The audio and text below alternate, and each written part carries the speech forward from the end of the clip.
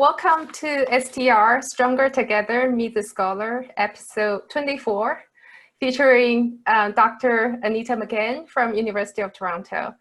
My name is Zhao Lo. I'm from University of Minnesota. I'm a STR Executive Committee member and your moderator for today's session.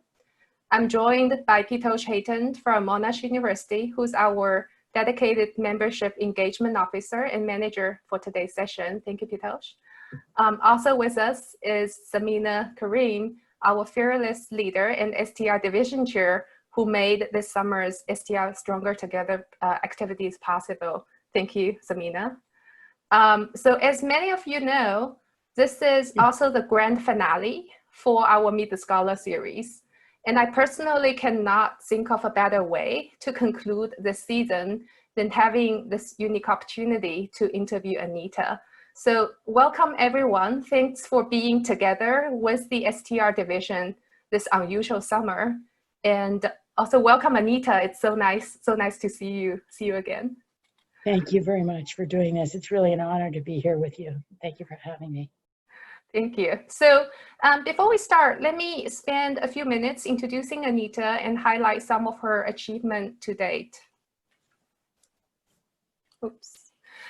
So Anita is the university professor at Toronto, where she is professor of strategic management and George E. Conwell chair in organizations and society at the Rotman School.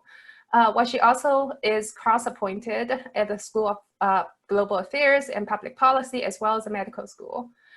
Previously, she was at HBS and Boston U. She also held a visiting professorship at Harvard Medical School, LBS, Stanford, as well as Australian Graduate School. Anita got her PhD in business economics from Harvard University. She has numerous amount of awards and recognitions across the spectrum of research, teaching, and service. So she is a fellow of Academy of Management, as well as a fellow of SMS. She has won the Career Distinguished Educator Award from AOM in 2012, as well as 2 awards from our own division, the Urban Distinguished Educator Award in 2010, as well as the Distinguished Service Award in 2008. She has many teaching awards, including graduation speakers, professor of the years, as well as many research grants from SSHRC in Canada, MacArthur Research Network on Opening Governance, as well as the Brookings Institute as a few examples. Moving to the editorial service front, she has served as SMJ Associate Editor for 8 years, and prior to that, Management Science Associate Editor for a decade. In the meanwhile, she was co-editor for a lot of very influential special issues for SMJ, GSJ, SEJ, GEMS, as well as Advances in Strategic Management.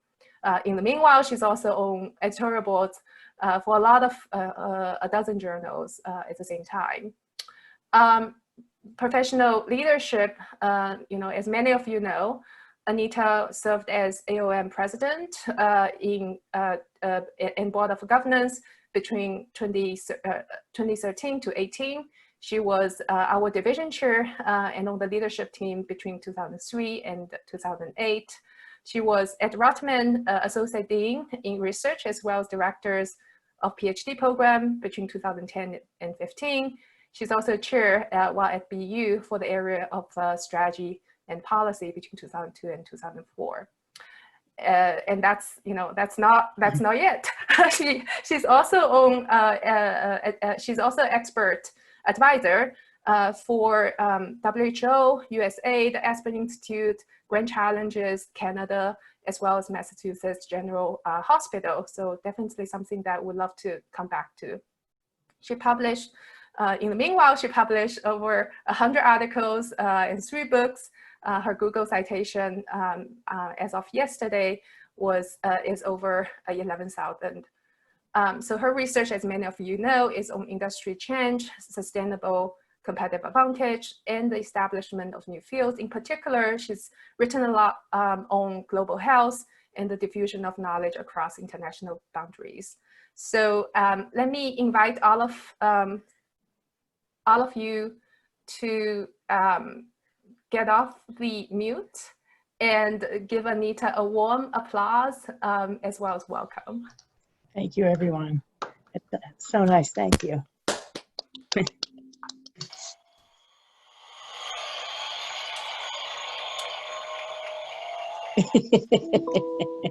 It's very silly. Thank you. I really appreciate you taking the time to be with us today. So we like to start these interviews by asking you where what's your background as well as what led you to academia. So should we start there? Sure thing. Thank you so much for that generous introduction, and everyone, thank you for joining. I know it's such a busy time with the Academy starting up in the next couple of days, and you've done 23 of these, so thank you. I notice many of you have been on pretty much all of them, and it's a huge investment of time, but also a wonderful, I think a wonderful innovation. I just want to applaud the leadership of the division for being so innovative and creative and constructive at this time. It's really just been a joy to be a part of the community. So thank you very much for that. So I'm a native of New York City. I was born in Queens, New York, which is a borough of New York City, in 1960. My parents were both from the Bronx. Really, I, in a way, feel like I'm from the Bronx since my parents just moved across the bridge to get a little bit away from their own parents, but we're basically failed at that. I mean, we, every weekend we were I was at my grandparents' house. So it's my roots are there. My parents were very young when I was born, and wonderful, wonderful people, both incredibly nice, generous, smart people, very committed to education and preserving our health. So, my upbringing was, by, people in my early years my parents were both in the 1960s were civil rights activists, were marching in New York, in parades, very active, lots of energy.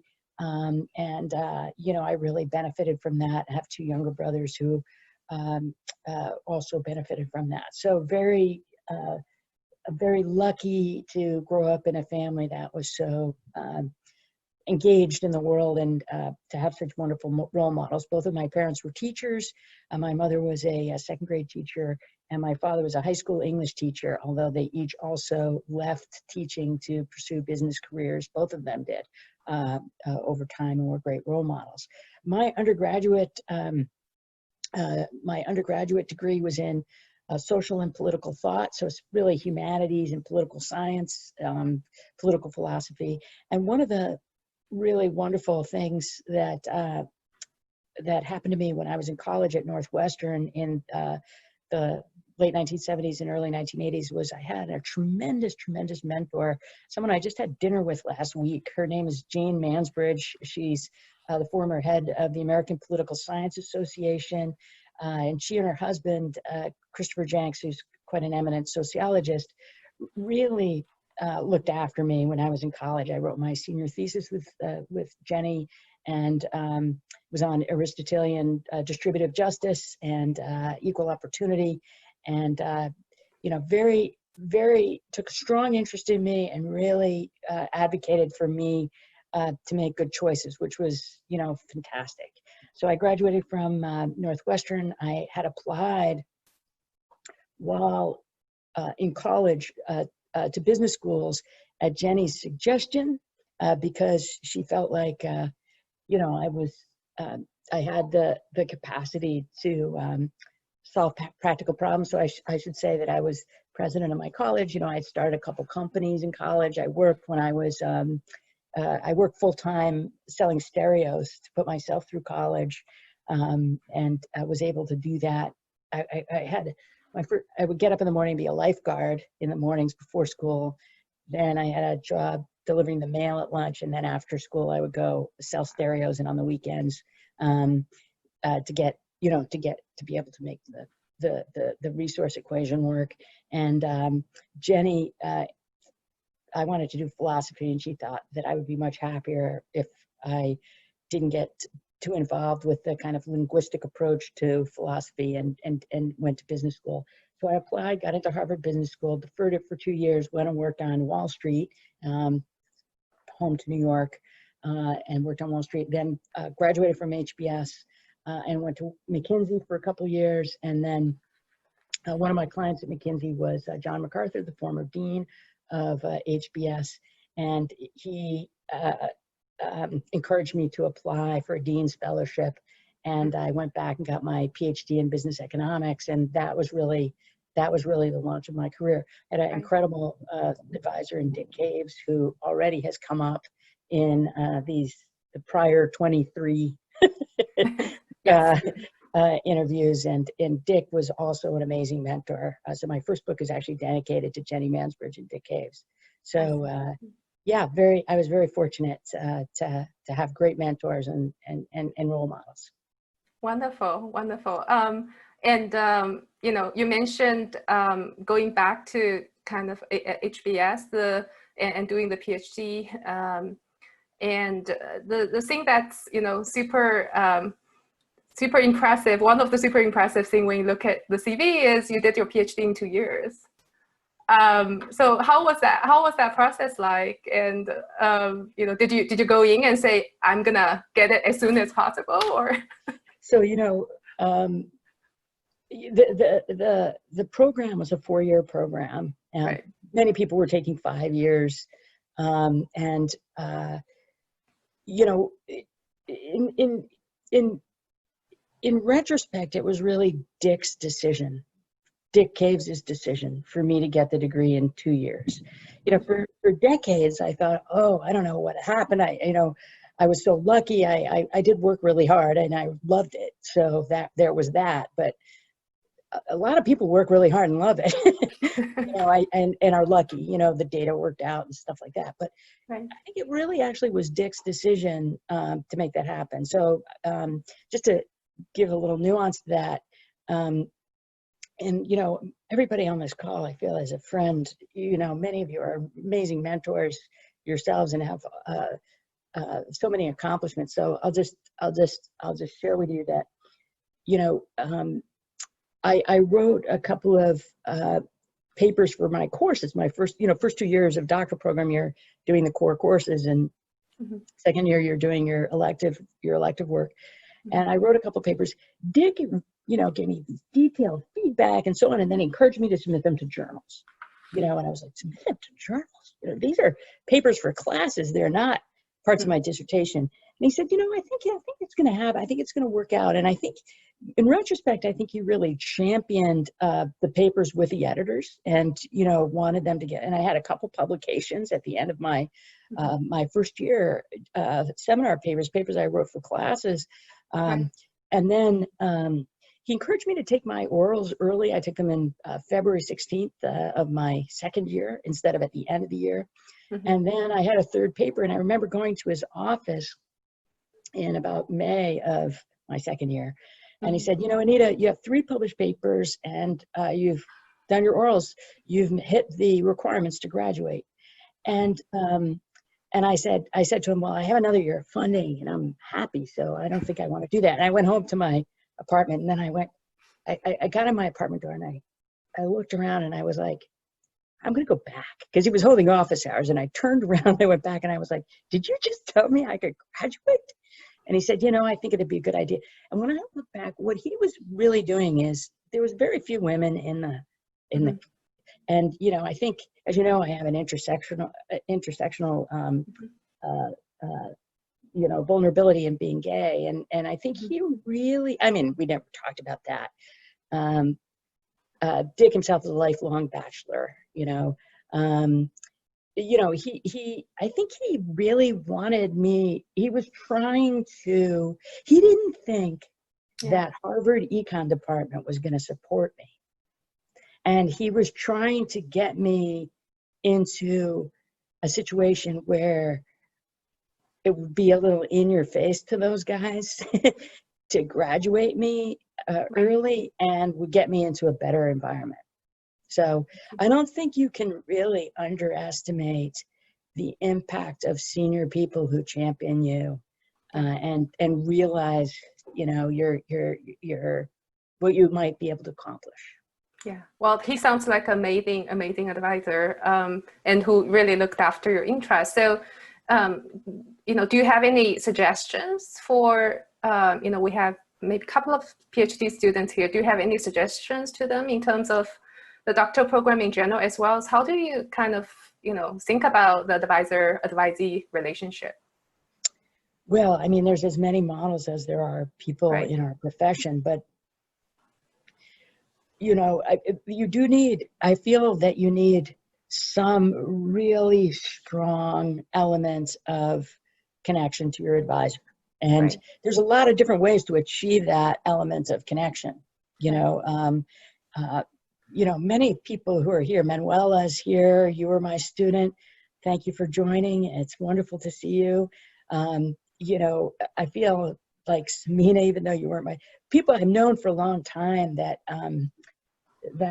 you know, I really care about, you know, and believe in, and, you know, the world is really pretty messed up. So for someone who's senior, you know, when you see a young person with a lot of talent who you feel can, you know, contribute a great deal, it's incredible privilege to be able to look after that person's development.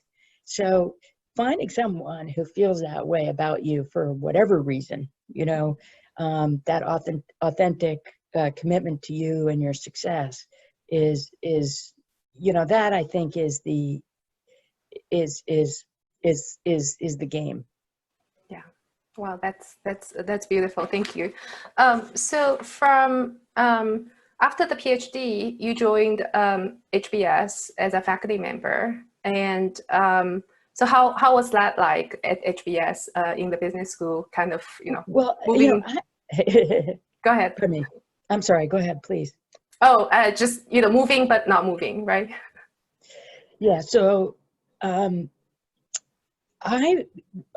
was on the faculty at HBS during a particular heyday at HBS. You know, so it was very much the era of Michael Porter's, you know, impact, and Pankaj was there, and Adam Brandenburger was there, and you know, it was like that particular group. It was, you know, people were beginning to sort of come on the stage. Like Jan Rivkin was a doctoral student, you know, Nikolai Sigilko was a doctoral student.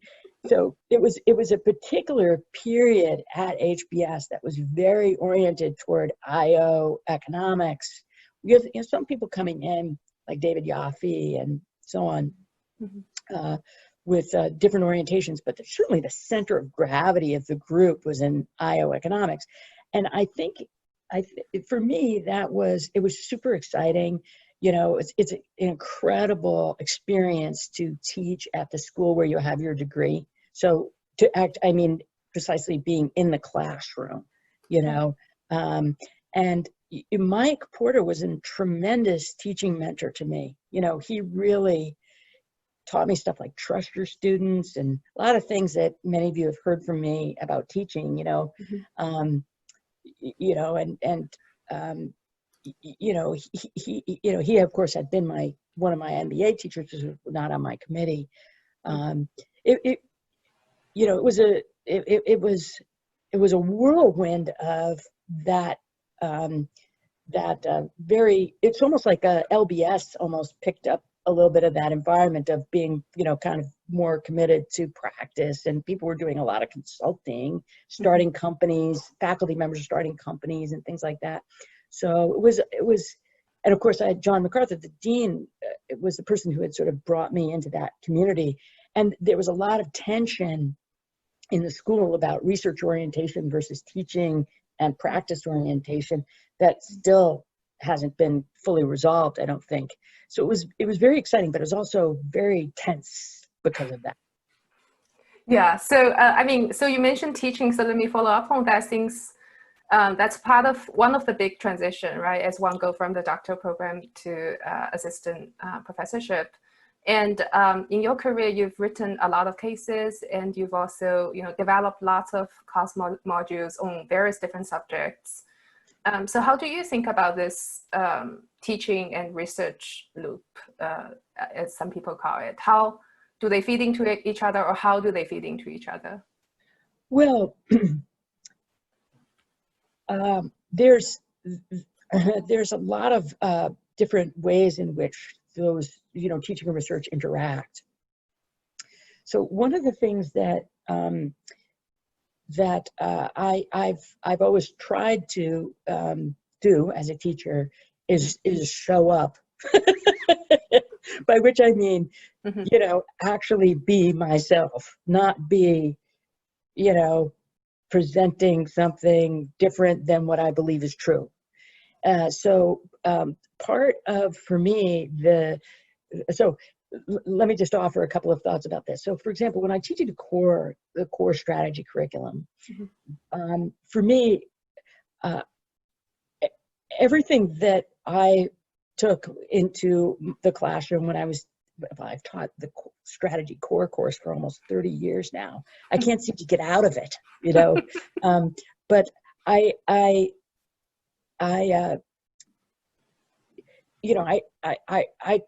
try to use the frameworks to figure out what's going on first in cases when I was a younger professor, but now in situations that I feel my students are going to be interested in. So I no longer rely exclusively on HBS cases. Of course, they are not being developed at the same rate as which they once were developed. So, for example, I teach off videos, and I've been teaching off videos a case on Tesla and how is Elon Musk got to run this company to fulfill the valuation, the stock price valuation. That, of course, leads us from direct answers to that question in the conversation of why would you ever want to do that? Which is really what I'm interested in having them think about. Why would you ever want to drive up the stock price, and then should you care about investors, or should you be managing for stakeholders? And that's the rich conversation. So meeting your students where they are as your actual self, bringing everything you stand for and know into the classroom, including everything you've learned through research, is, to me, what makes teaching a joy. Dusting off some old notes and basically reading a script, to me, is a lost opportunity. As Costas said the other day, being a good teacher is not a very high bar.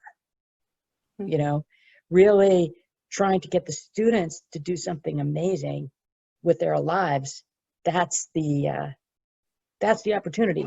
And they really listen to you. They really, really care what you think, and they listen to you. And it's really tough on them. So if you can, I feel incredibly lucky to have been alive during the time that I've been alive. It's very hard to deal with all the challenges around us. Now, I have amazing faith in these young people in my classrooms. They're unbelievable. They're so impressive. Helping them stand on the shoulders of my generation that's messed the world up, is what I try to do. And half of what I teach is wrong. And if I knew which half, I wouldn't teach it. That's awesome. Mike Jensen said that to me once in a classroom. Michael Jensen. He said, half of what we teach is wrong. And if we knew which half, we wouldn't teach it. I say that to my students. And they're like, does that mean we don't have to come half the time? Right. Yes, you don't have to come half the time. Okay, so let me also kind of ask, during your period at HBS is also when you on the research front is also when you published the piece on how much does industry matter, which is super influential. So would you mind telling us a little bit about the story behind that paper? Sure. So it's so funny. I just talked to Michael Porter maybe about a week ago. Sometimes he just calls me, like I'll be at an airport and the phone will ring, and he'll be like, Mike, Anita, it's Mike. Just want to say hi. How are you? So Michael Porter and I, as well as I think one or two other faculty members, were sitting outside the classroom during a final exam back in the early 90s. And you know how you have to wait and see, have to sit there in case the students have questions during a proctored exam, in case they come out and ask you questions. And we use that time every year at HBS to just debrief the course. So we'd be sitting out, at a table in between the classrooms, and we'd go through all the cases, what worked, what didn't work, what do we want to change next year, and we were trying to figure out how much time do we want to spend on industry structure, how much time do we want to spend on competitive positioning and, competitive resources, and how much on corporate strategy. And we started to have this conversation, well, we don't know. We don't know how much of, why don't we think about how much of performance of companies is associated with each of those things?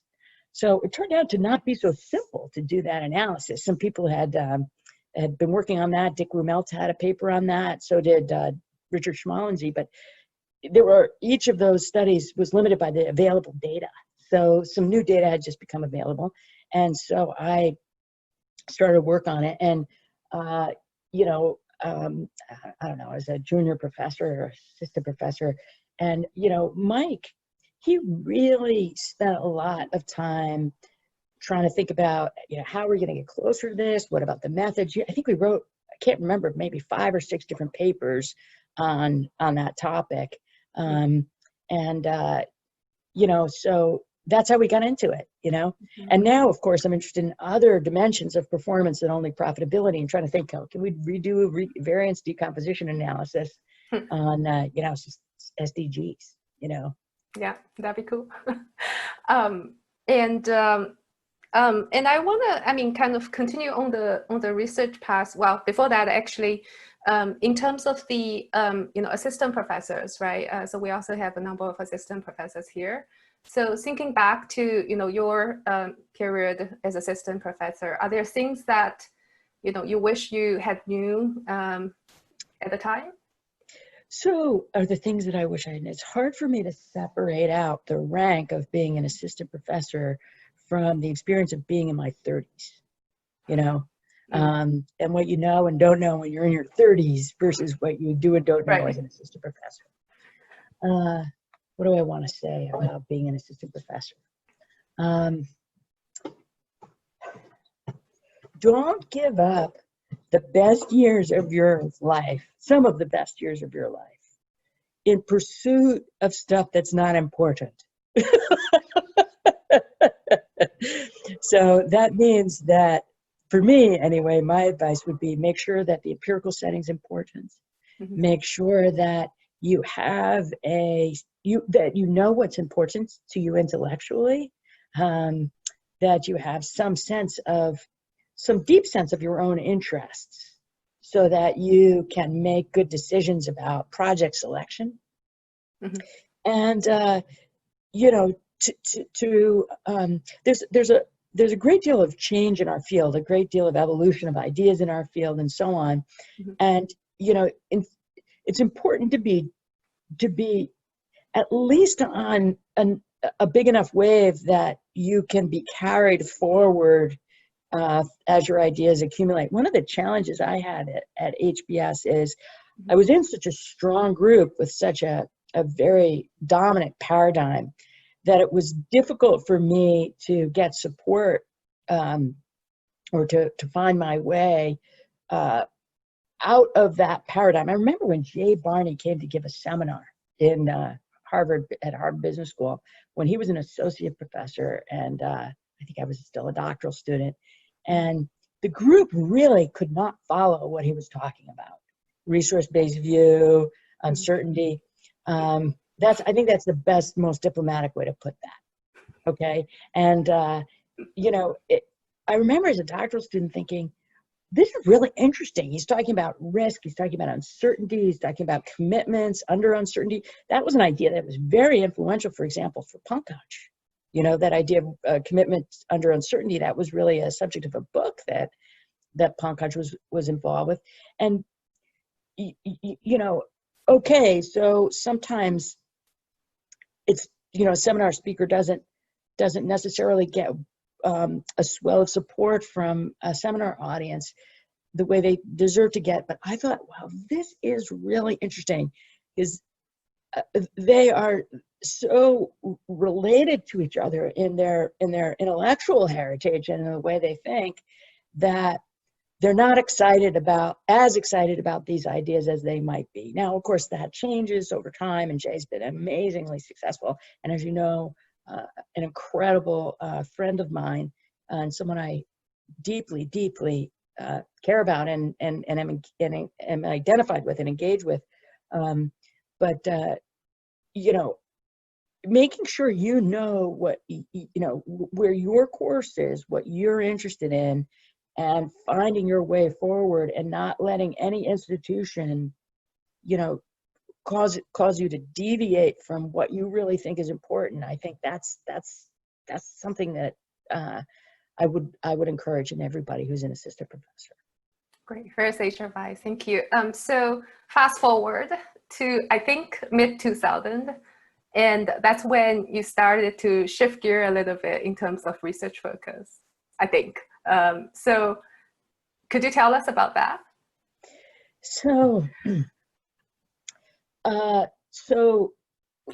got tenure in 1999 Right. at BU, BU was a great experience. I was there for, I don't know, six years, and then a sabbatical year. Samina, you and I overlapped there. I was the department chair that hired you. So thank you very much for saying yes to that. And then, Manuela was there. So Manuela, look at you, so successful. And,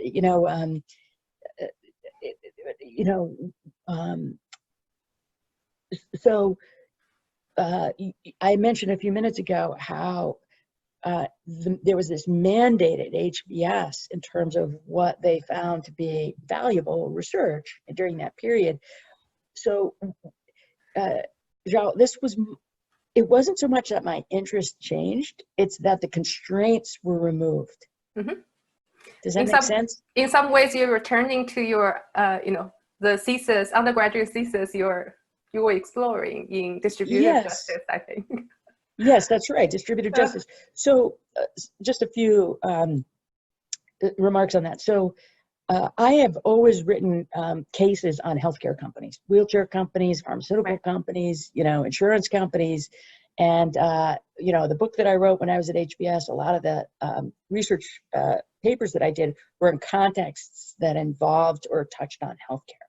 Mm-hmm. And I now describe my interest as private entrepreneurship in the public interest, because I'm not just only working on healthcare, but also on fire departments and policing and private prisons and things like that. So,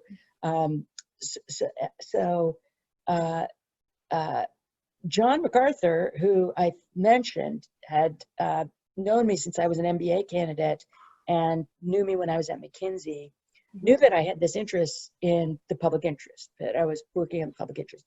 And John was on the board of Partners in Health in 2004 period.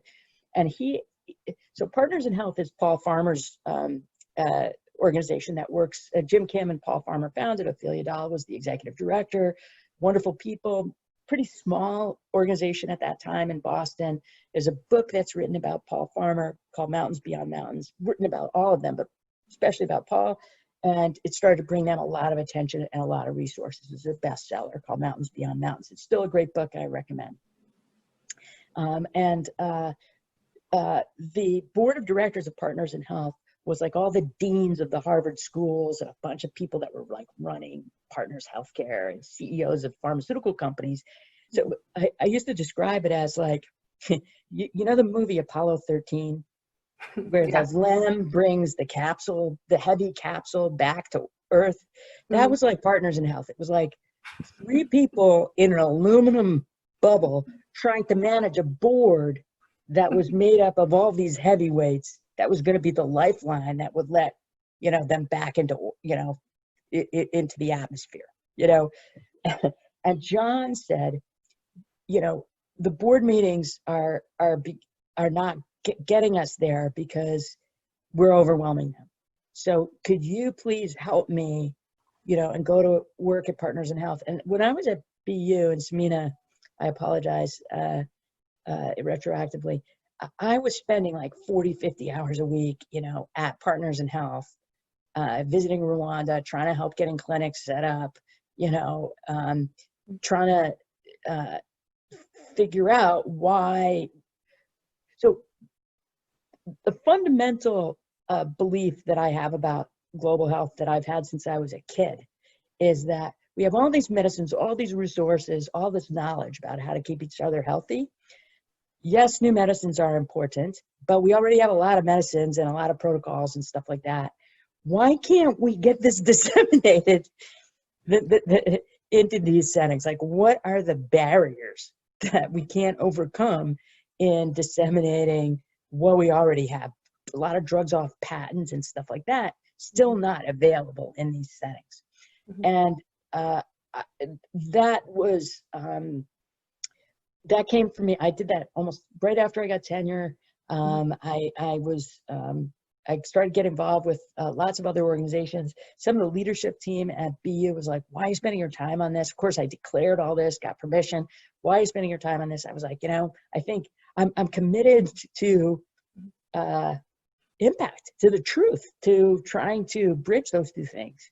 And, for me, that's been a good space for me to be in. It's not as comfortable a space for a lot of other people, but I don't think I changed so much as I was like a racehorse at the gate, Yeah, well, you were just returning to what you were always interested in and leverage your, you were already writing about health industry. It feels like that, It feels like so documenting. That's the most important.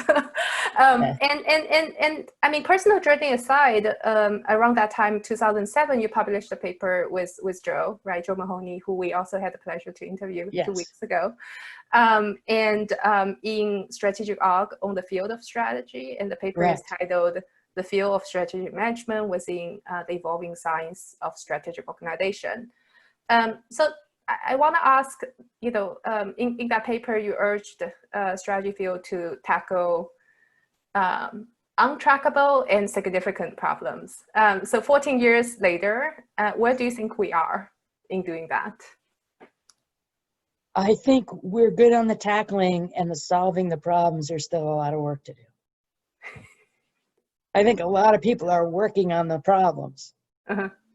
We're not getting a lot of people working on 1950s IO.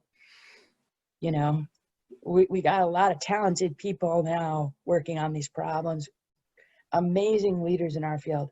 I'm getting, as J-Lo would say from the Bronx, goosies thinking about how fabulous you all are.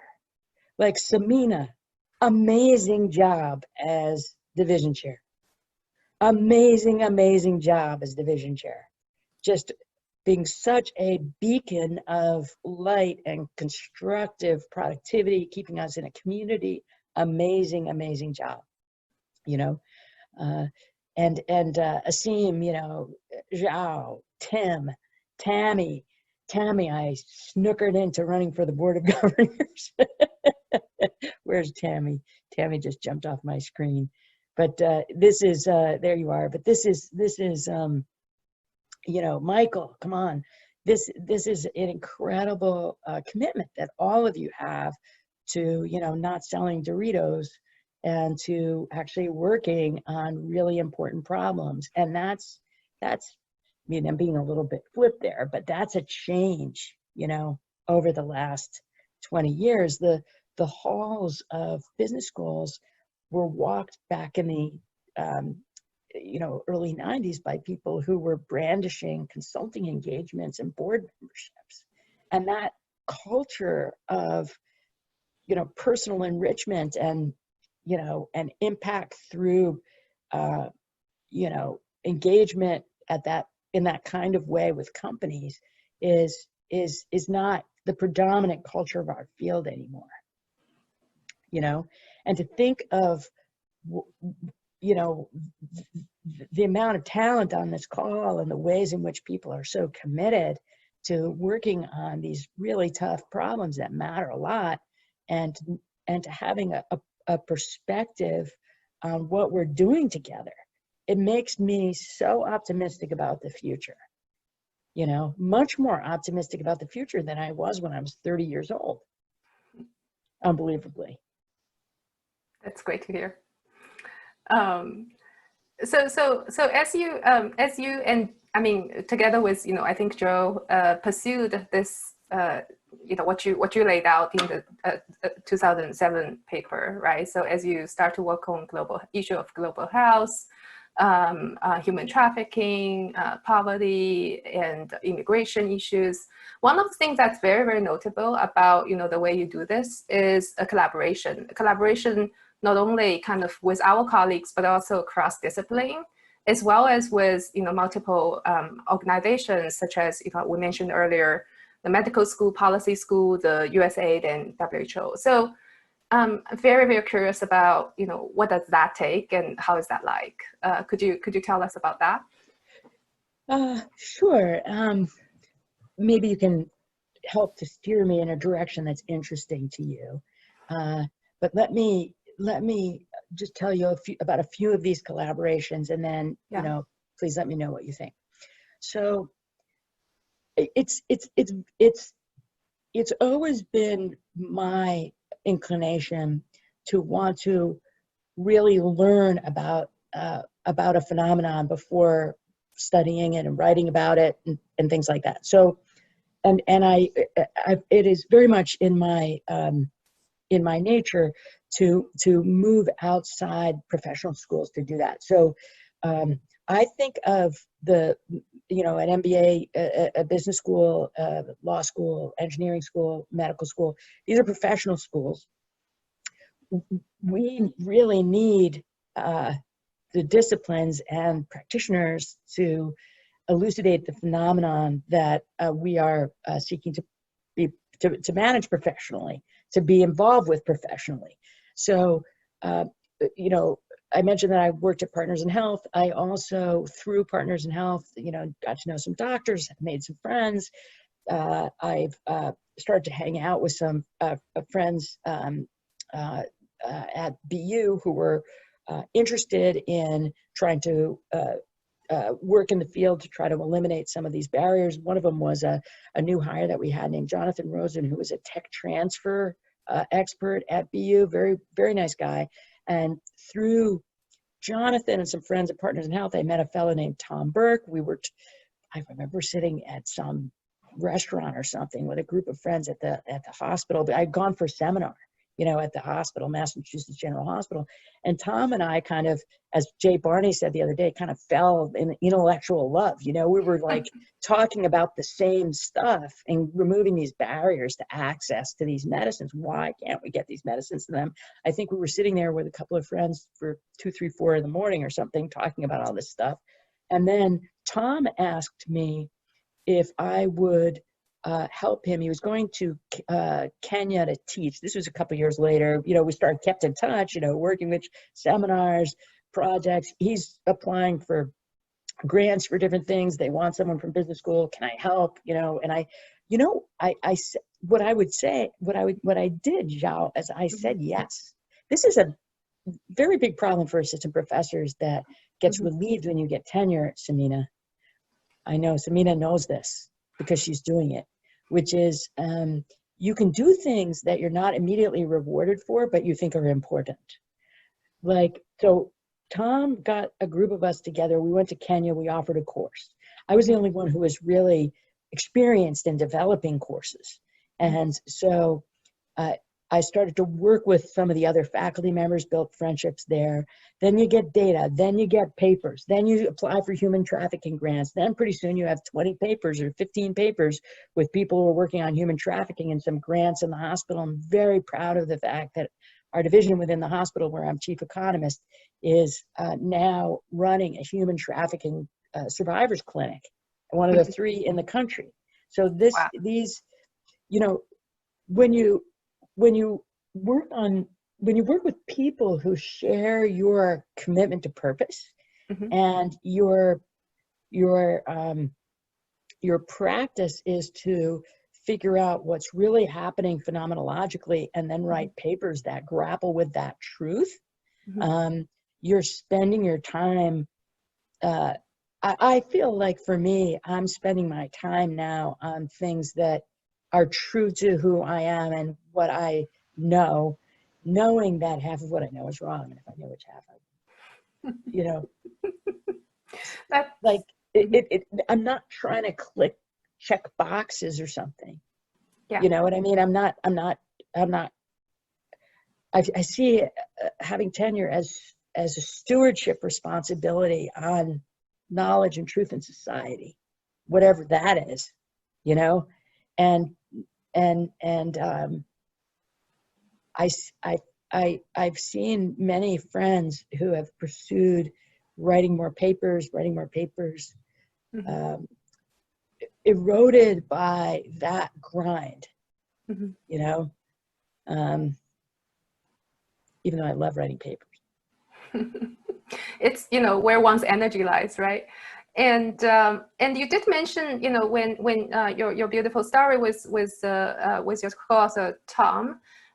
So is there any translation that need to happen when you're, you know, when one is actually looking to talk across, or how do you do it? How do you navigate that? Well, so I'm currently teaching. I actually taught this course as a volunteer for many years, but now I'm getting credit for it, called Grand Challenges. And the reason I'm getting credit for it, by the way, is Brian Silverman, who negotiated that for me as my vice dean.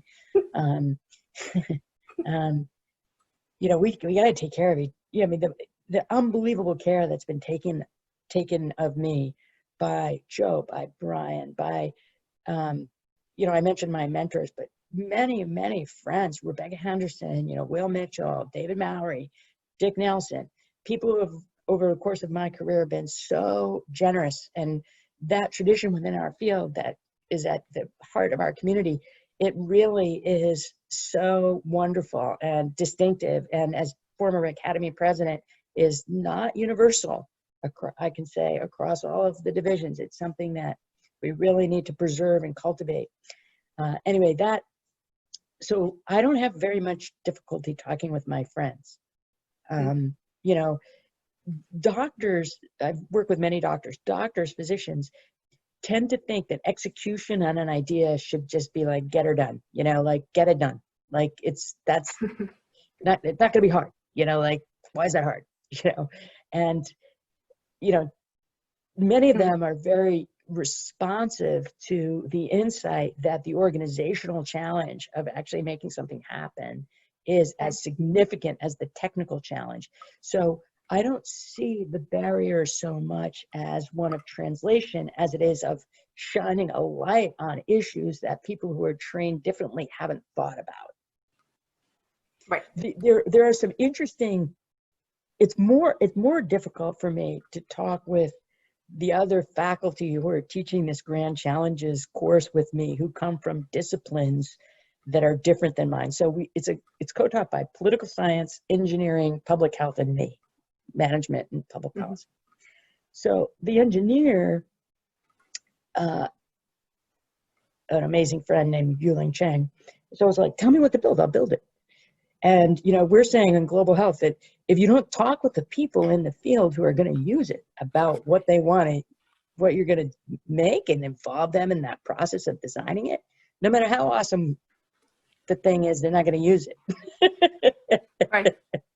You know, and it's really hard for me, it's much more difficult to talk across disciplines within the university than it is to talk with practitioners. Right. Like we have this argument, which the students thought was hilarious, about what the word value meant. So the political scientist, the public health person, the engineer, and the management scholar all thought value meant something completely different. You know, but we have this warmth and community among us that has led us to have that transformational experience of being like fully committed to trying to help our students be more effective than we were when we were their age, right? Like we are delivering a world to the next generation that has like a lot of really significant problems. How can we convey to these amazing young people the best of what we've learned, so that they are enriched by that. And that is something that has unified the four of us. Mm-hmm.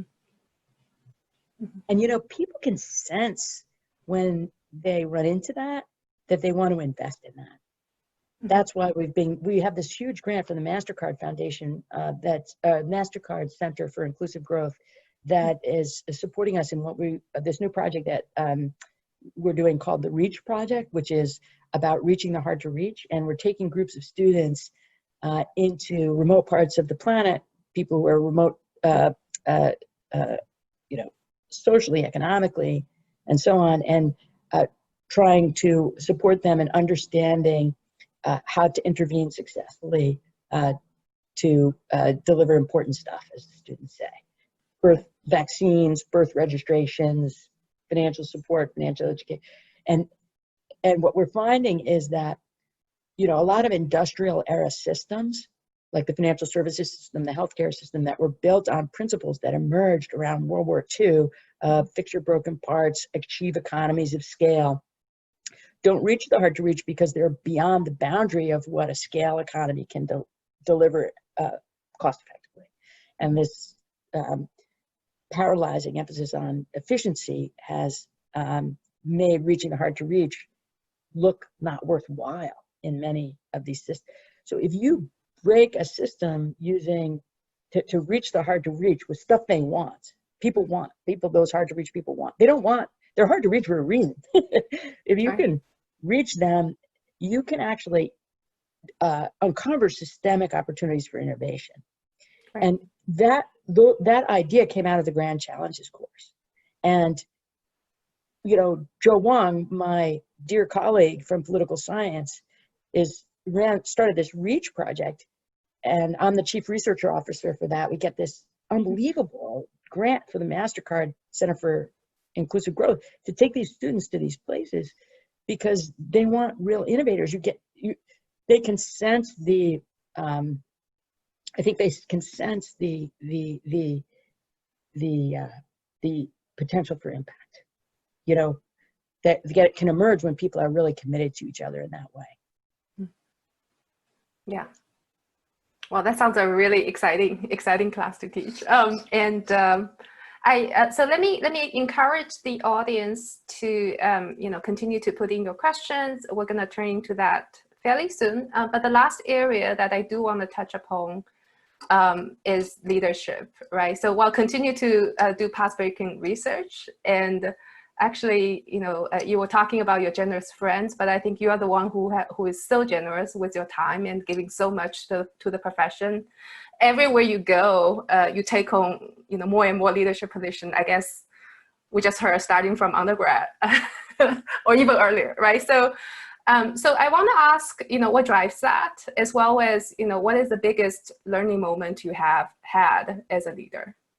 So, you know, can I tell you a funny story? I'll try to answer your questions too. So Costas Markides, so back when I graduated, you know, around 1990, many of the schools didn't have more than one student graduating each year. But so our cohort was kind of a cross school. So my cohort was Costas Markides. Joe was a couple of years ahead. Ian Coburn, who of course you know, many others. Joe was, you know, a year ahead was the same cohort, you know, because there wasn't enough of us to, you know, Rebecca's 2 years, I think 3 years ahead of me.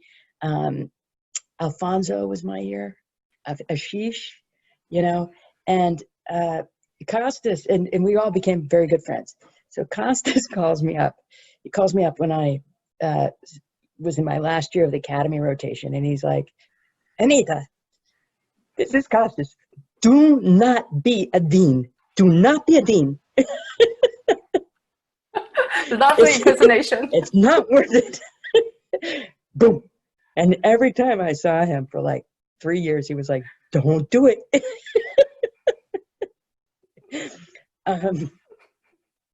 I remember sitting in BU faculty meetings with Ian, you know, and the dean would make a presentation, and Ian would be sitting next to me, and he'd say, Anita, don't talk. Don't raise your hand. Don't talk. You're going to get put in charge of something like the library. Don't. You know, I've had people, friends of mine from across the room, text me in the middle of faculty meetings saying, you know, this is going to be a huge amount of work. You know, please don't offer a point of view. So I don't know.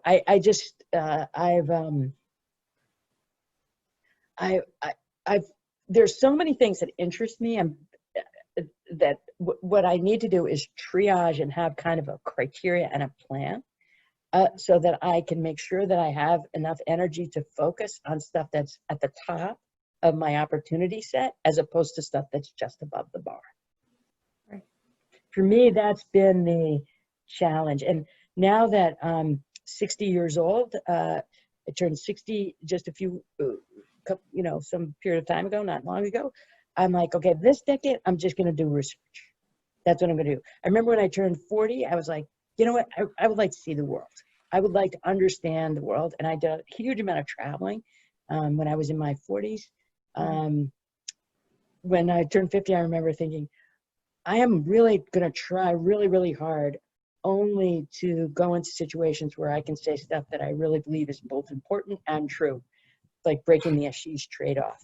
You know, Ashish goes around saying, you know, if it's important, you can't right. get the evidence. Right. If it's true, it may not be important, you know, because you can document things so fully. So right. Now I'm going to do research. So it's been a matter of trying to think about how I wanted. I was so well cared for by senior people that I really have struggled with situations where I feel like the senior people are not able to give them best selves to the next generation. Right. So I guess, you know, I guess the other question I wanted to ask on the leadership is, so now we obviously have huge amount of uncertainty, right? So what do you say to leaders who have to lead under this situation? Well, what do you think? I mean, what do you think? What we have to do is create the future we want. I mean, right. To me, we can frame what we're going through as uncertainty. For me, that's what's happening is that all of the vulnerabilities, the unfairnesses, the weaknesses in the structure of our society have now had a very bright light shown on them. The problem for me is not, doesn't seem to be so much uncertainty. Mm-hmm. I feel pretty sure that Black Lives Matter, that, you know, it's completely unacceptable for so many people in the world to not have food and decent health care and, mm-hmm. you know, the right to human rights. I was just listening to my former colleague Shoshana Zuboff talk about the surveillance capitalism book that she's just written, which is a brilliant book. And you know, she made the point that all of us have the right to have free speech. We have free speech. The variation in the right to free speech is not variation in an invitation to express ourselves.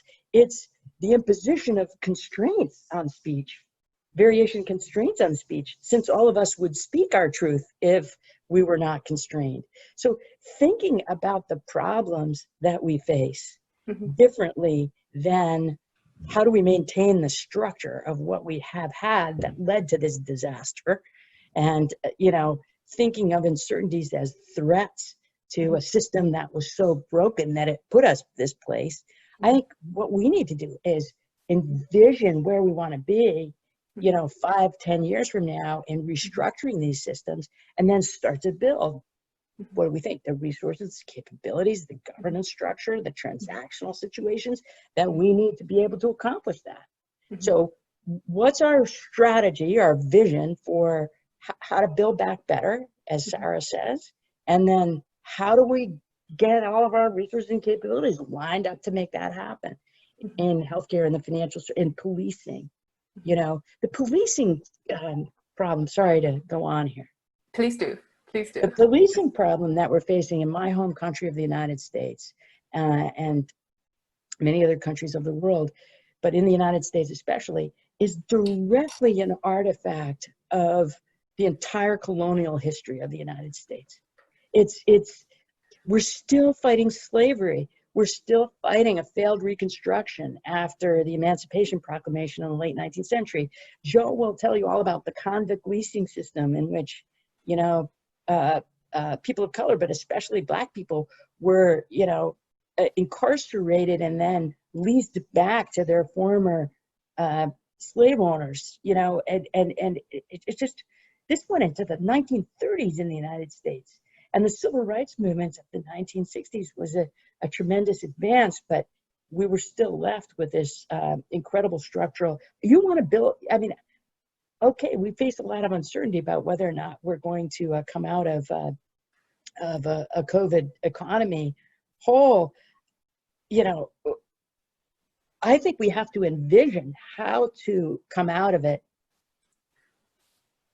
with deep structural change that addresses these problems, and then construct that future, you know, not just us, of course, but everyone. Absolutely. I think that's a conversation that I'm very, very, very much looking forward to, both at the Monday's STR plenary meeting, session, as well as Tuesday's your session on reimagining capitalism, or how do we think about those structural changes. So I'll post the links in the chat for folks who haven't put that onto their calendar for Academy. Please do. So at this moment, thank you so much, Anita. And I want to start to open up for audience Q&A. I see a lot of questions already. Before that, shall we? Can I propose we take a photo, just to capture this? Take a photo. A photo. Yes, take a screenshot of the moment, and it'll be a memory for all of us. I'm still looking back at Anita's. She did a cafe for the division last year around the same time, and we were just chatting. It's hard to believe it's been a year already. So everyone, if you're comfortable opening up your camera, and Pitosh, would you mind taking a photo for us? Great, thank you. Maybe we can count. I'll count to 3 so everyone can look at the same spot. 1, 2, 3, cheese. Okay. Fantastic. Thank you, everyone, for spending your evening with us. So let me start with Tammy. Tammy, you had a question about best practices on research portfolios. Yeah, so thanks Anita for your time and for all your insights. We all know that you've been quite prolific, lots of impact, lots of projects, and that you always seem to have sort of a variety of things that you're engaged in.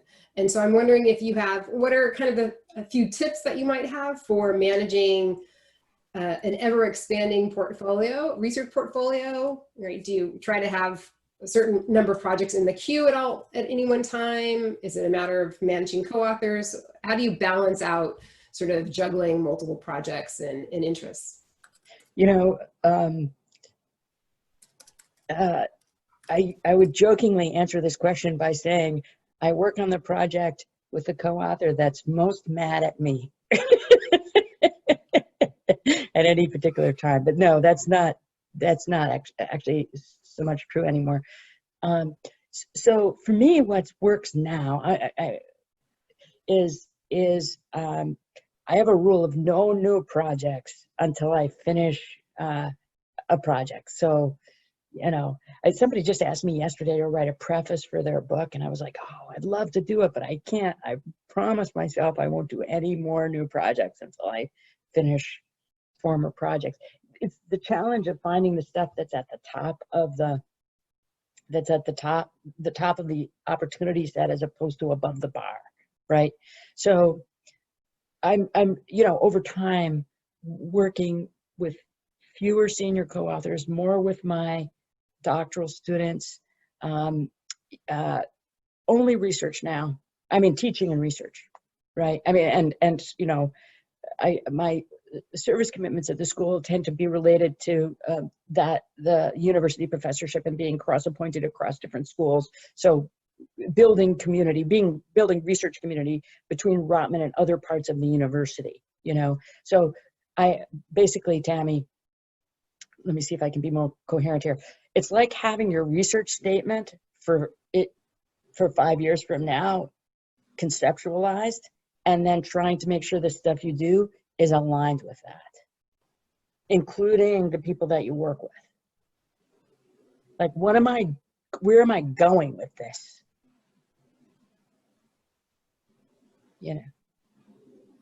Thank you. Great. Like, where do I want this? How do I want to see this develop? Sorry. That's great. So Abhi Molik had a related question on co-authorship. Would you Hi, like Anita. to? Yes, sure. Hello. Thank you so nice much for of you that. to be here. Thank you. Absolutely. Thank you so much for that uplifting message. I think we all appreciate it very much. I think you actually answered part of my first question, and I had two, so I'm just going to go ahead and ask you both. The first was your philosophy about choosing co-authors and if that has changed over time.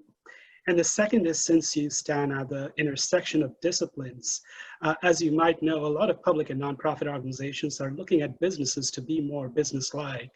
And also, as we here are talking about a more stakeholder-focused for-profit organizations. Do you have an ideal type from working with so many organizations over your lifetime as to what is the, if you will, a utopian stakeholder value maximized organization, real or fictional? So those were my two questions.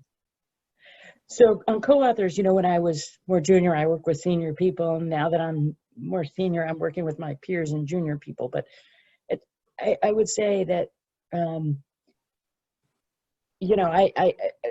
trying to have some coherence around impact. So sometimes the way I describe this to my students is I'm trying to make a painting. I'm trying to make a picture, and each individual project is like a piece of the puzzle, and other people are making pieces of the puzzle too. Journal projects are making pieces of the puzzle, and I'm trying to understand the picture.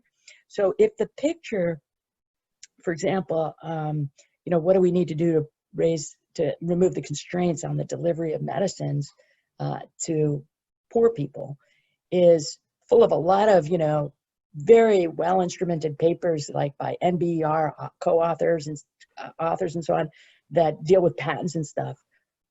What can I work on that's further downstream from the patent literature to try to understand what the next step is, and how can I learn about that, and who can I be involved with to try to make that happen?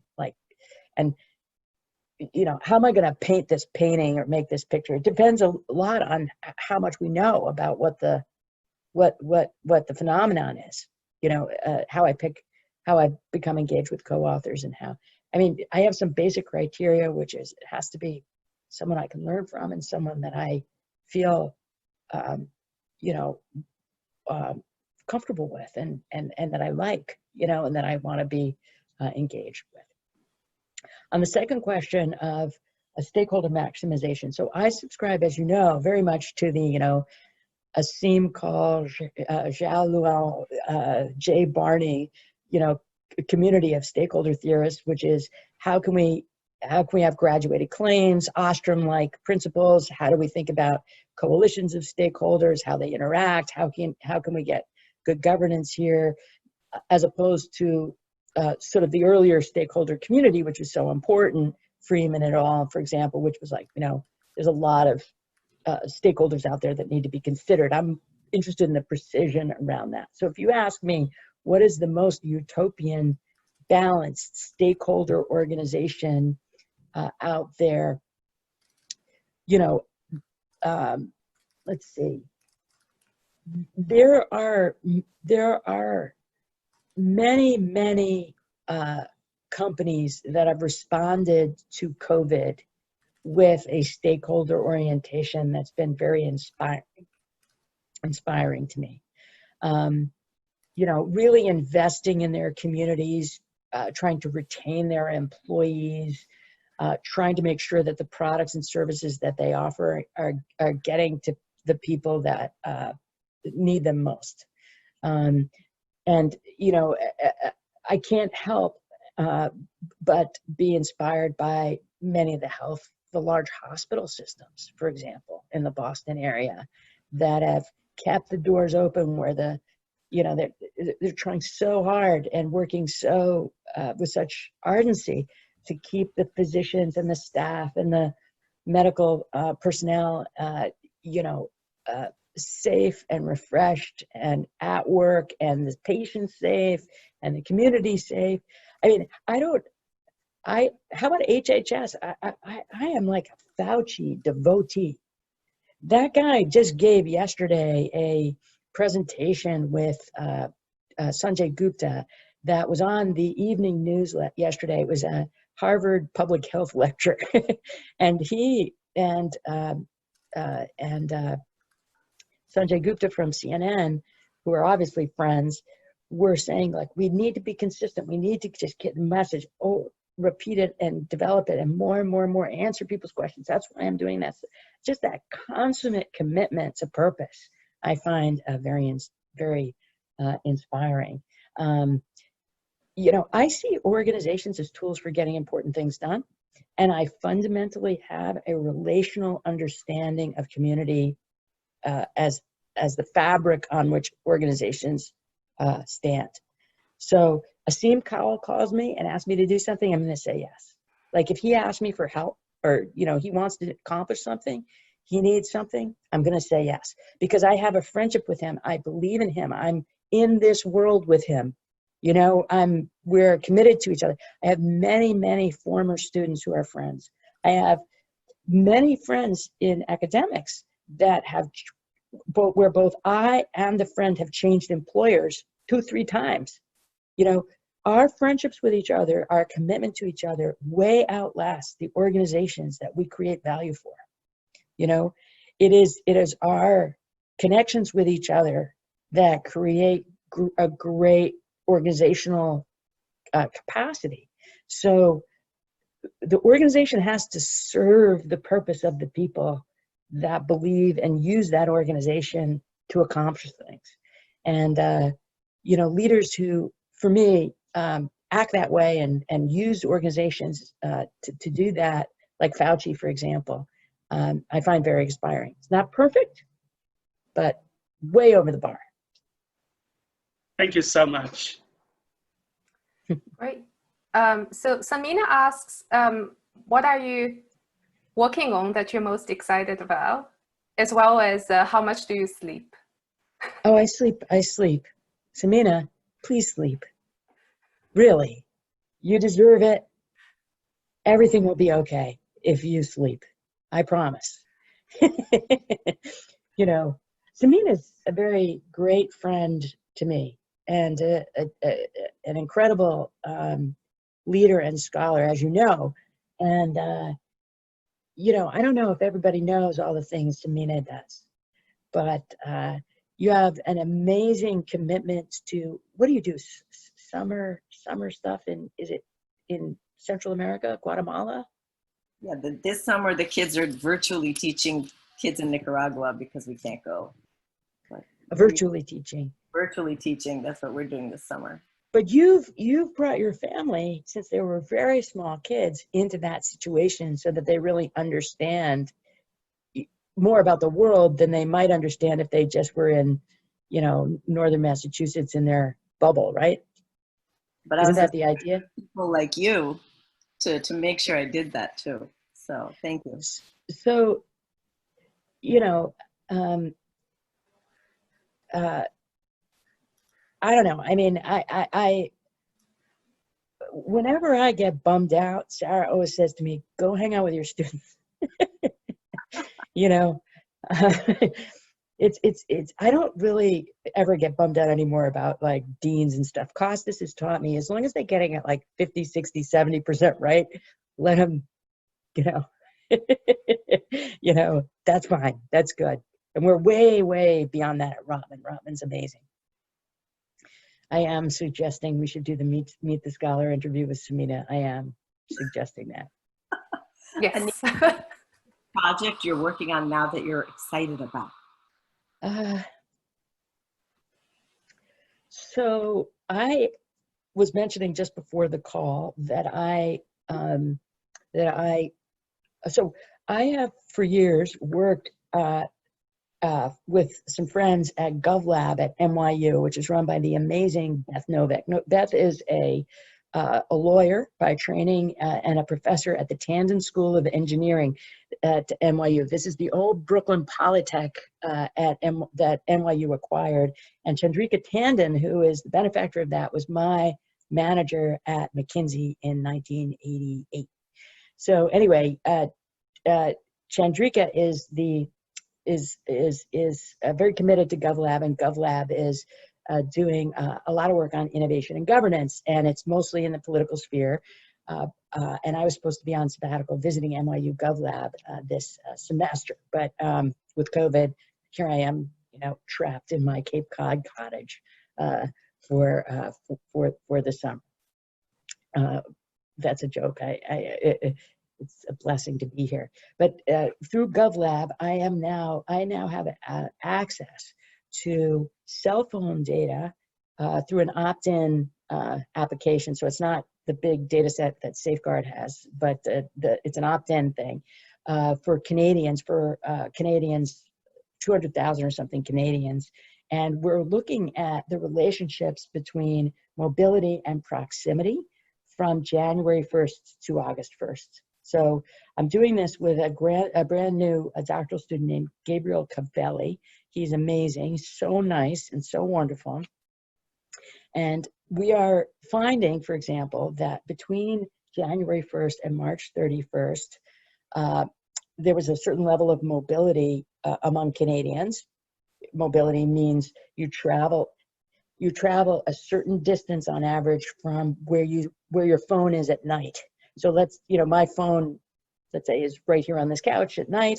I might travel, for example, on average over a course of a week in the winter, let's say on average, 7 miles, 10 miles or something, I don't know, something like that, let's say, okay? So that's our mobility index. And then proximity is how many other cell phones is my cell phone close to for 15 minutes or more a day, okay? And we're looking at both proximity and mobility of Canadians across geographies. And we're finding, of course, a huge drop in both of those things in March. And now we're finding that mobility is actually quite a bit higher than it was in the winter. Mm-hmm. But proximity is as low as it was in April. Okay, so that would mean that I'm now traveling, but I'm not interacting with more people, right? So yeah. Proximity is at the same level. Now what Gabriel and I are doing, and with our friends from GovLab, is starting to think about, okay, how is that different for basically essential workers or low-income people versus high-income people? Proximity and mobility, how is that changing? If the average is back up, are there differences underlying the waterline in the averages? So we're looking to relate this to socioeconomic factors. And then also, of course, COVID infection rates by week, by subdivision of the census, 293 divisions. So I'm pretty excited about that because it may have a big impact on public policy. And Gabriel's going to use this data for his dissertation. Amazing. But I'm also working on some other things that I'm excited about too. I have a really interesting paper with Greg Distelhorst, who is an assistant professor in our group. He was a postdoc with me. And we're looking at how companies downstream can influence supply chain employment practices and why it's so hard for them to do that. So that's, I'm excited about that paper too. So all of these projects are about how companies can eventually intervene to make things better, usually for poor people. That's usually where I go. low-income people, essential workers, people who are not advantaged. Right. You know? Very cool. So let me next call on Xingzi. Xingzi, and afterwards I'll call on Elena, because I think your questions are somewhat related. So Xingzi. Yeah, I was just going to defer to Elena and say, but I'm going to ask it and say that her question. Thank you so much, Anita, for doing this, for taking the time. Very nice to see you too. My question was, you know, when I thought of the question when you were talking about teaching and students and getting them on board to work with you on different projects in this big grand challenges course that you put together. I'm wondering, how do you reach out to the students who are not interested in that, right? Because we know very well, I think we're seeing the mix of students changing really, really quickly, but we're still having business schools for very good reason. Students who are not interested in the public policy questions, they're not interested in sort of these big questions that they would much rather have somebody else solve for them rather than have to, you know, think about themselves. Yeah, so, no, of course, students, just as all of us, have diverse interests. So, first of all, if I have a student who seems checked out or falls asleep in class, I never take that personally. I think that's the student who was up all night studying. You know, that's the student who's ill. That's the student who has a cold. That's the student who's stressed out or something. So one of the things I do is I try to talk to the student, you know, send them a note. Can we have a Zoom call? What's going on with you? How are you? You know, who are you? You know, why are you here? What's going on? I'm meeting with, I'm teaching, guess what, core strategy this year. And I'm meeting with all 140 students one-on-one for half an hour before the class begins. I just am worried that the technology is not going to allow me to be connected with them if I don't do that. Why not show up? You know what I mean? It's such an honor to be a teacher. What I've found over the years is that, gosh, I sound like my mother. By the way, I was walking down a hall in the medical school not too long ago, and there was a long hall with a mirror at the end. And I didn't realize it was a mirror. And as I walked by, I looked down the hall and I thought, oh, that woman down there looks just like my mother. Anyway,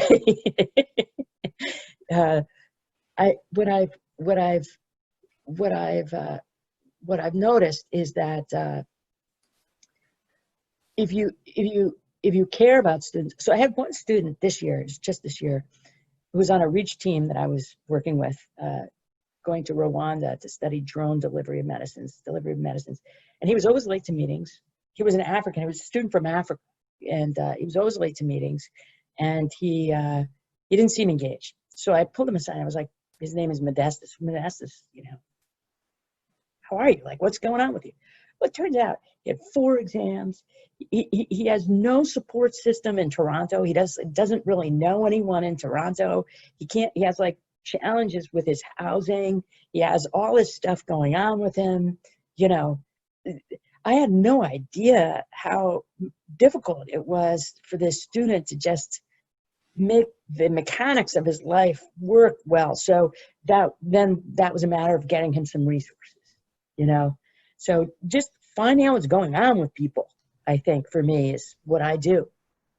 I don't know if that's helpful to you. I hope. Well, I was thinking more, so that's very, very helpful, but I was thinking more about the students who don't want to have the conversation about climate change, who just sort of from the very beginning, they're never going to sign up for your class because I'm guessing it's an elective. Maybe it's not. Grand Challenge is an elective, core strategy is not. Yeah, the Grand Challenges course, right? So we're never going to show up there. So how do we, right, if we're thinking about it, the switching from one equilibrium to another, how do we make sure that we reach out to as many people as possible faster so that we don't have to have too many years of conversations about is there climate change versus no, it's versus the alternative, whatever that. I mean, it's still the same thing, which is meeting with the student and finding one by one. Everybody's got something, you know, that they care about. You know, if there's really someone who's so broken or disabled or unable to connect or express themselves, then I don't push. I'm trying to create an environment that's compelling, and you know, you can't push on a string. I'm going to reach out. If I can connect with a student, I will meet them where they are and try to understand what's going on with them, and try to serve that student. That's my job, you know. But if someone doesn't want to do that and ultimately hits me with a wall, then that's their choice. That's something they can do. Poor student is living a paradox, right? Because they're a student in a place they don't want to be, or maybe. But I can only offer to help resolve that paradox. I can't resolve it. The person may want that paradox. Great. Elena? Hi. So firstly, thank you so much. I mean, Anita, it's very inspiring to hear you talking. And also, like, well, since it's the last Meet the Scholar, I just want to say thank you to all STR leadership. I mean, it has been amazing to attend those meetings and like to feel connected to the you know, academic world despite COVID. So my question is about kind of how do you see the field developing when it comes to well, non-market actors? So I'm really interested in the role of nonprofit actors as like active agents who can shape firms' behavior. And I had several instances, you know, talking to people, not in my department, but still like both academics and practitioners who would be like, but like it's not strategy. I mean, it's nonprofit, so it's something unrelated or irrelevant. And at the same time, I mean, obviously we have already a bunch of people here who are working on like interaction between firms and nonprofits, and I can see this, you know, there are papers being published. So I was wondering, like, what's your take, whether you see it as a somewhere where the mainstream strategy is going to go, or it's going to like be maybe a more specialized niche? Yes. This relates to a question or an aspect of the question that Abhi asked me that I didn't fully answer. So I'll tell you what I think. I do think it's going to be mainstream. I think that the non-market strategy scholars in our field and topics in our field are going to be focusing more on markets and the non-ness of them, as opposed to, you know, the governance structures of the organizations that exist outside them. In other words, it's really hard to think of very many places where there's actually a scaled up market.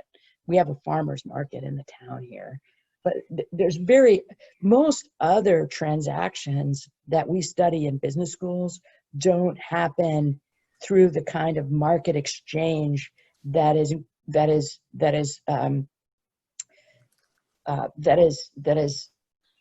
characterized by economics, the presentation in economics of the intersection of supply and demand.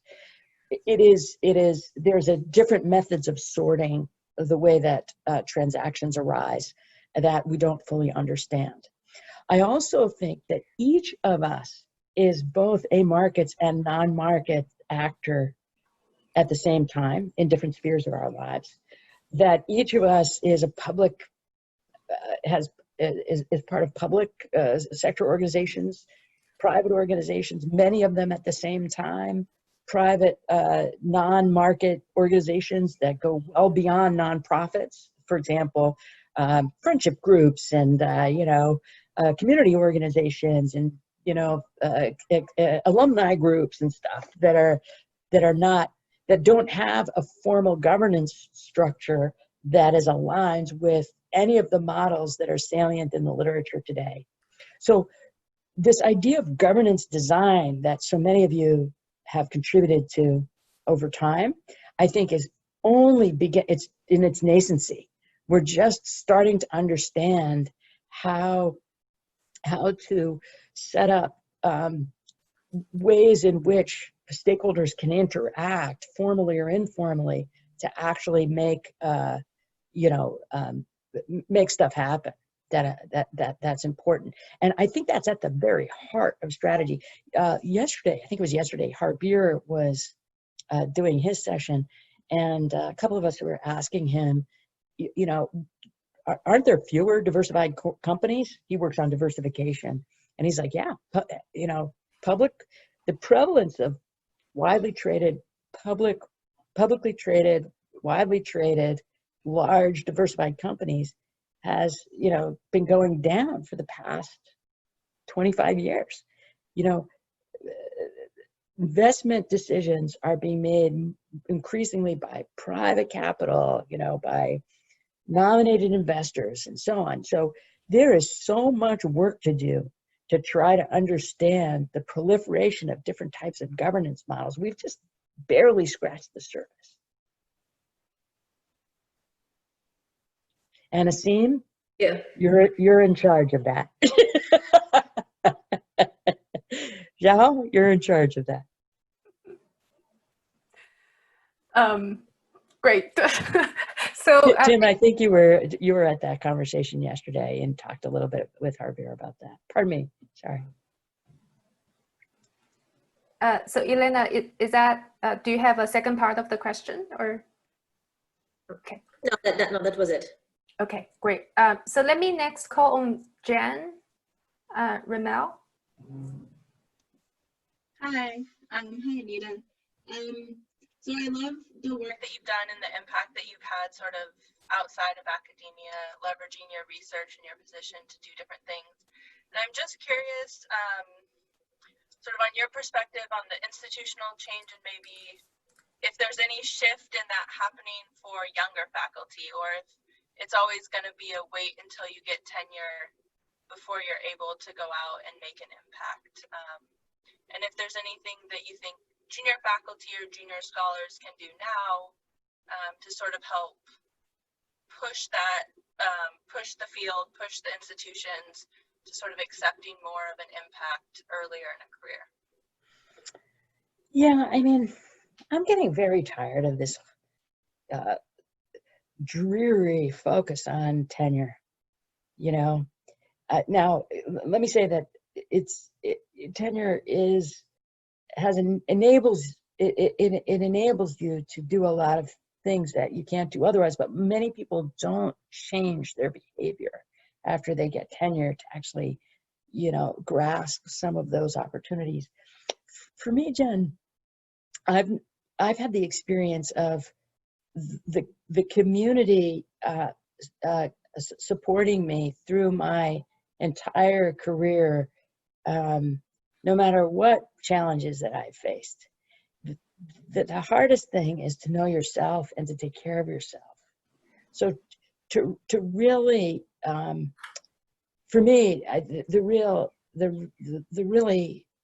invitation I would offer to you as a perhaps untenured scholar, I'm not sure. I imagine you might be untenured. Is that it? Yeah, I'm actually a postdoc, so a postdoc professor. Yeah, is to not let pursuit of this thing called tenure, you know, which is as much a function of whether someone sneezes right and who talks first in a meeting, and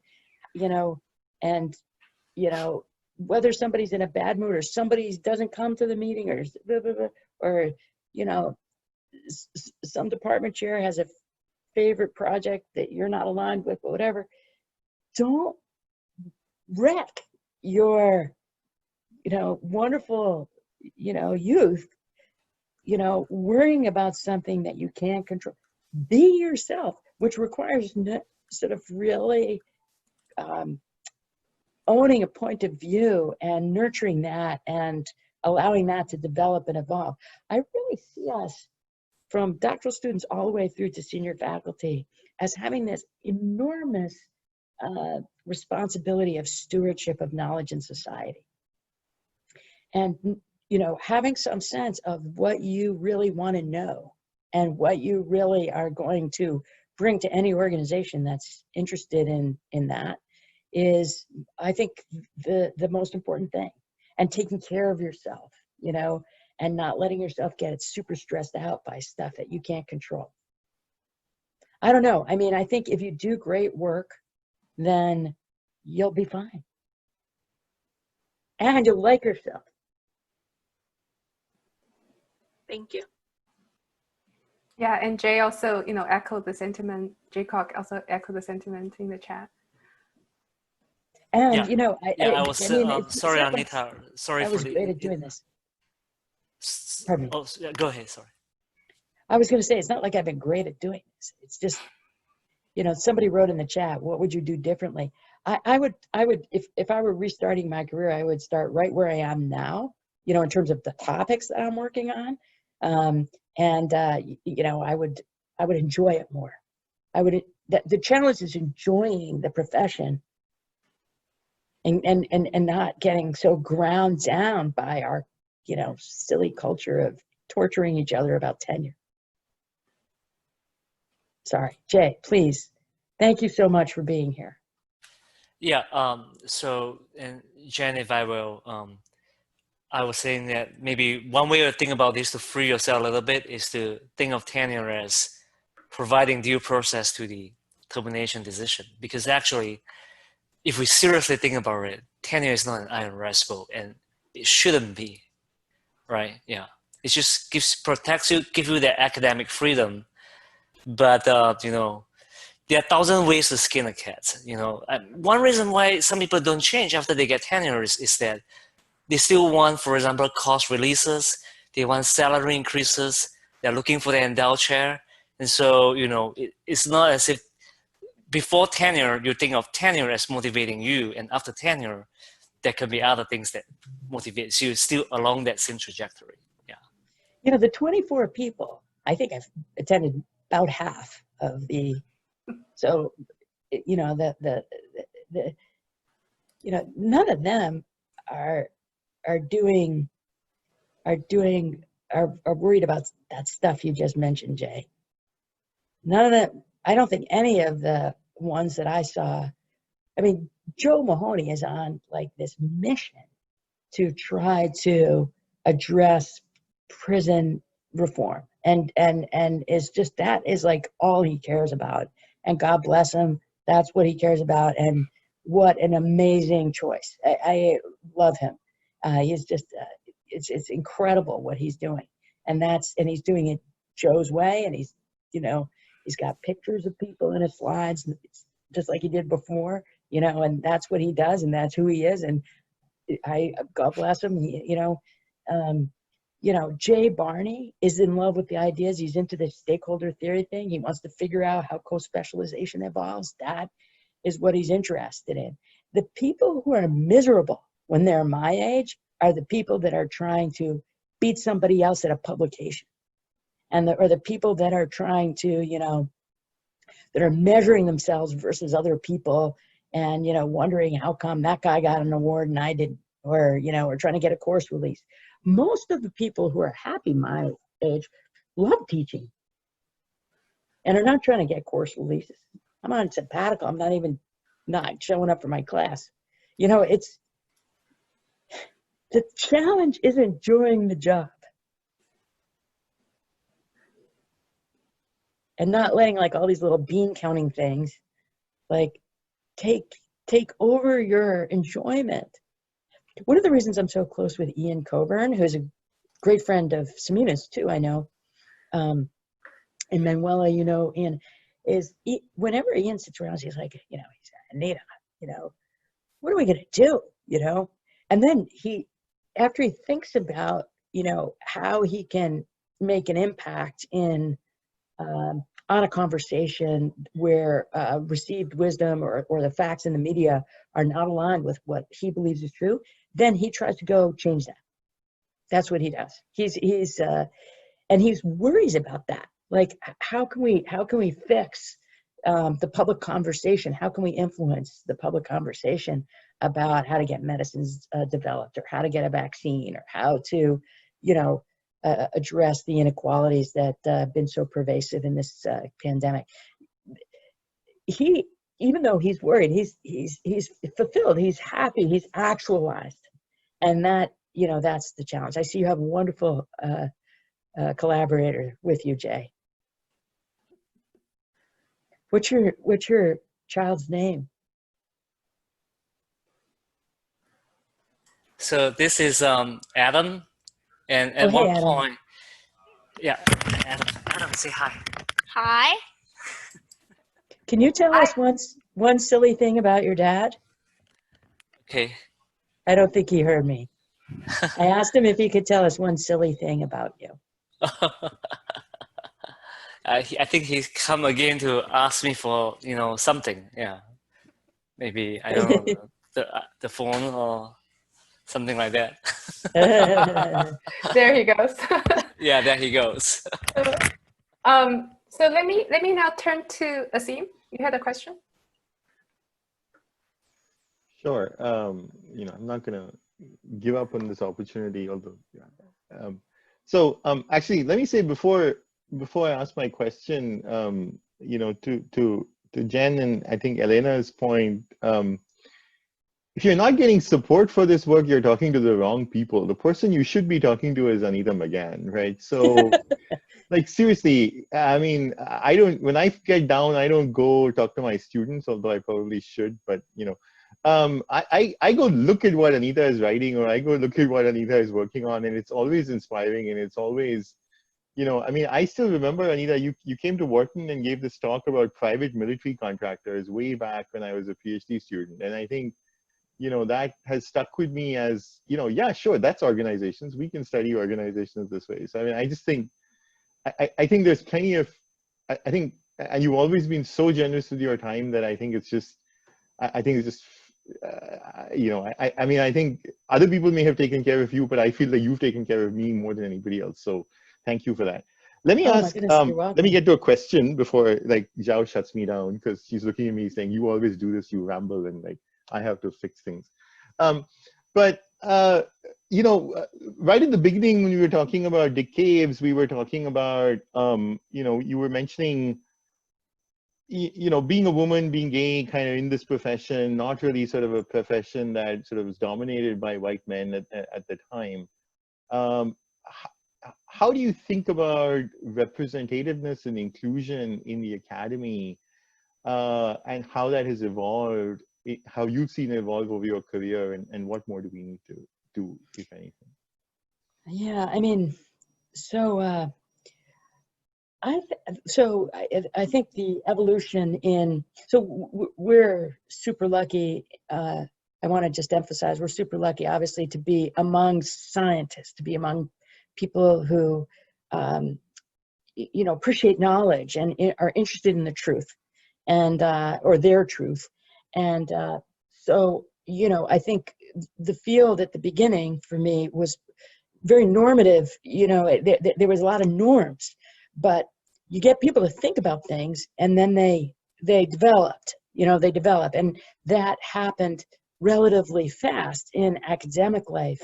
And this profession of strategy, of strategic management, I think has always been very warm and accepting of me, and hopefully of you, and of other people, each of us as well. I mean,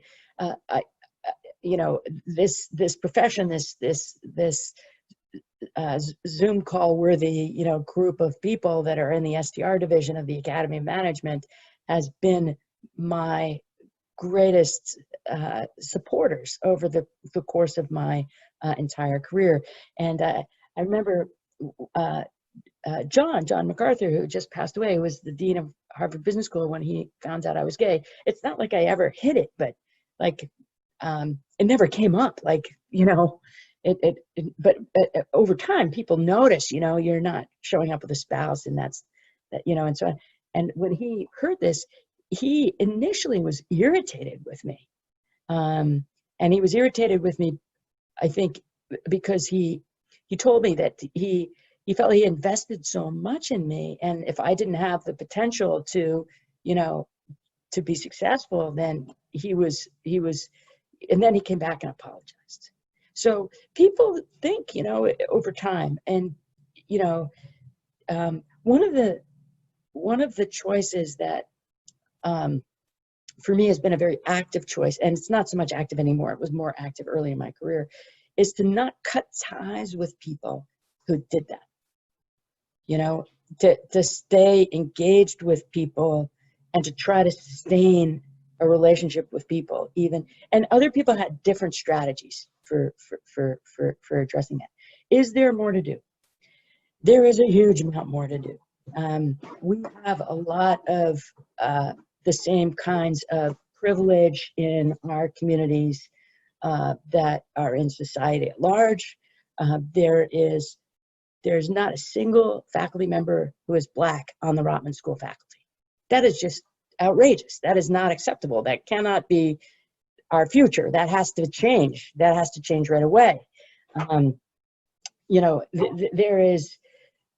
the first challenge is inclusion. The second challenge is overcoming structural barriers to equity, you know, so that someone who is Black, someone who is gay, someone who is a woman, someone who is in any of the vulnerable categories, those less privileged categories, actually has access to the same opportunities as, and the same, I'm going to put that differently. Sarah's taught me a lot about this. The same opportunities may stink. Like I said, that may not be a high enough bar. How do we envision a better way of interacting than, let's say, the profit-oriented corporations that, you know, were so governing of the culture at HBS when I was an assistant professor? We ought to be able to do better than that, you know, better than that. So, you know, there's a lot of work to do, and it involves understanding each other. And of course, it makes this whole effort really relies on everybody wanting to do it, which I feel very comfortable with in our strategy community. You know, I think everyone wants to do, pretty much wants to do this. Maybe some people haven't thought about it enough, or haven't thought about it a lot, but we get there. Sorry, Tim. Oh, that's okay. Hey, you've been involved in the leadership at STR and at AOM, and you're involved in lots of different organizations. So one of the things I'm really proud of over the last few months, people like Asim and Zhao and through Samina's leadership, we've kind of, I think we've responded reasonably well to COVID, as you alluded to. What's the next step? How else might we improve the division that we're in, other than continuing the initiatives that were brought forth in the last 4 or 5 months? So let's think about the field of strategy and its evolution and what that means for our community. So as we've discussed, even Elena's question, Avi's question, the world around us has to be transformed. And we have to find a way to build back better after COVID. We have to deal with climate at scale. We have to, the SDGs, you know, have to be our sort of North Star rather than profitability. So let's imagine what our field looks like 5 years from now, if that's what we're working on. You know, we're working on, as Elena's question suggested, how do we get resources and capabilities aligned, not with more consumption, not with appreciating stock market performance, not with growth in a conventional sense of more Doritos, but greater equity, greater access, greater organizational effectiveness through the deployment of stakeholder capital that hasn't yet been deployed. Like, let's say, you know, the third of the people on the planet who are living with less than $1 a day. There's a lot of interesting ideas here about questions about what we're actually trying to organize to accomplish. You know, we need, even the SDGs are still pretty productivity oriented. If what we're trying to do is create greater quality of life, how do we use organizations to marshal human action to create that quality of life? How do we envision that? You know, I think there's a lot of connections that we could develop to other divisions, you know, not just the big ones like organizational theory and OB, but there's a lot of work to do to build bridges between the OB community and strategy. You know, there's a lot of insights about individual actualization that could start to be our dependent variable. You know, there's a lot of work that we could do to bridge to other divisions. There's a great deal that we can do in our teaching in trying to update and revise the curriculum. There's a great deal of organizing to do. COVID is going to lead, and the whole environment around business schools is going to lead us to much more undergraduate programs, specialized masters, and a little less MBA, and people from all over the world. Why should 50 of us be teaching the same material? Can we create a centralized body of material where a SEAM-Cal teaches about what you're working on and you create the module, and then Tim Folta can teach a SEAMS material and then blend that with Jen's and blend that with Georgina's and blend that with Cinzy's and bring in Tammy's stuff and Pinoche and so on, you know, and then your work as a professor is interacting with your students and bridging the students' connection to that material. So the division could help a lot with creating that body of work, that body of teaching materials, and helping us learn from each other how to get our students to be connected to that and to be inspired, so that Cindy doesn't have anybody who's just trying to mail it in a world where the mail doesn't work anymore, you know. So we need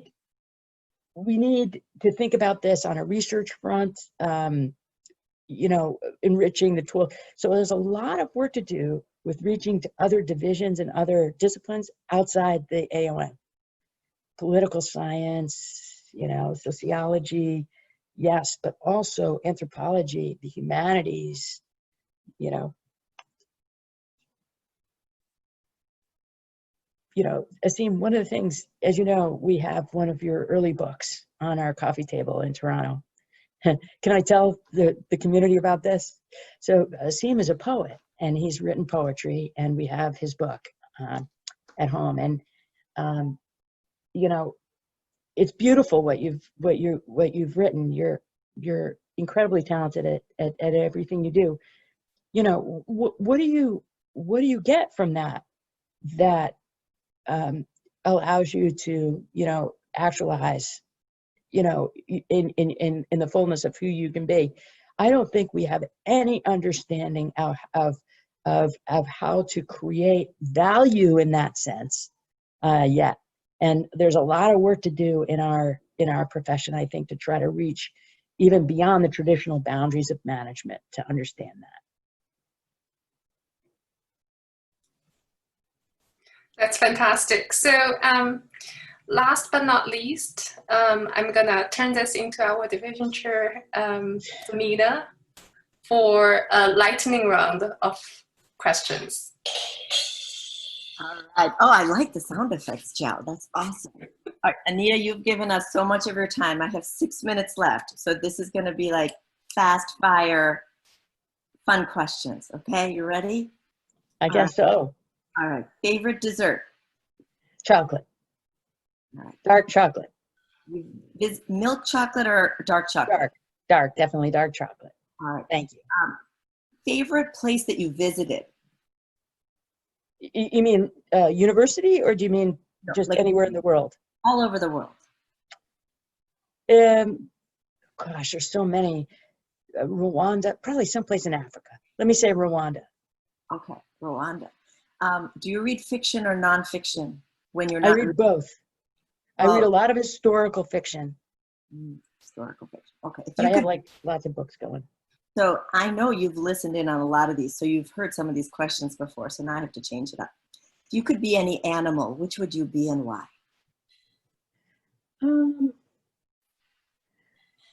Let's see, it's hard to choose. Maybe a whale? Why? I don't know, they just seem like they've got so much wisdom and they're very patient. Oh, I like that. All right. If you could lead one agency of the United Nations, which one would it be? UNICEF. UNICEF, all right. For children's development, all right. Yeah, children's development, yeah. If you could have dinner with one historical figure who's deceased, who would it be and why? Nelson Mandela. How do you spend that much time in prison and come out transformed so and be so generative? Just amazing. Can I also say I have some questions for Jesus Christ? Me too. Someone who's living, who would it be? Dinner with someone who's living? With someone who's living that you haven't yet had dinner with.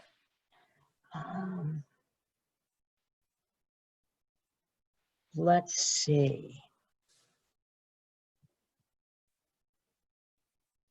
Donald Trump.